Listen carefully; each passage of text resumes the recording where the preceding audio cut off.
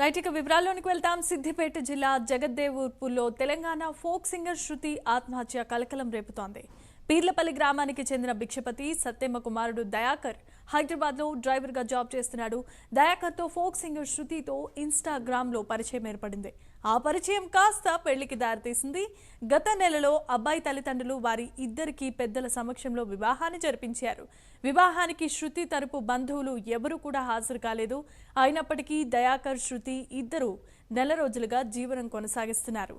అయితే దయాకర్ కుటుంబానికి చెందిన కార్యక్రమానికి కుటుంబ సభ్యులంతా వెళ్లగా శృతి మాత్రం ఇంటిలోనే ఉంది. ఇంటి వద్ద ఉన్న శృతిని కార్యక్రమానికి తీసుకువెళ్లేందుకు దయాకర్ రాగా ఇంట్లో ఉరివేసుకుని కనిపించింది. దీంతో శృతి మృతదేహాన్ని కిందికి దించి అతని తల్లిదండ్రులకు సమాచారం అందించారు. వెంటనే దయాకర్ తల్లిదండ్రులు ఇంటికి చేరుకుని మృతదేహాన్ని గజ్వేల్ ప్రభుత్వ ఆసుపత్రికి తరలించారు. కానీ శృతి బంధువులు మాత్రం ఆమెది ఆత్మహత్య కాదని హత్య చేసే ఉంటారని ఆవేదన వ్యక్తం చేస్తున్నారు. పోలీసులు ఈ కేసును నమోదు చేసి దర్యాప్తు చేస్తున్నట్లు తెలిపారు.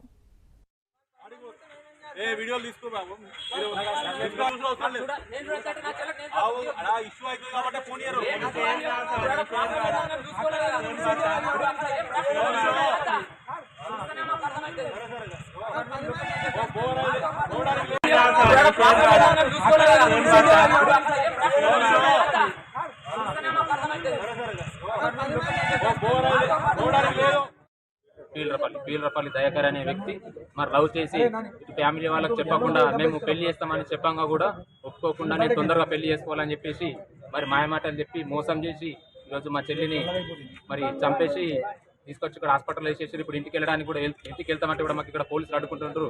అక్కడ ఏం జరిగిందన్నది కూడా సిచ్యువేషన్ మాకు తెలియదు. మరి ఇప్పుడు మేము వచ్చి చూసాకంటే మా చెల్లి డెడ్ బాయ్ అయి ఉంది.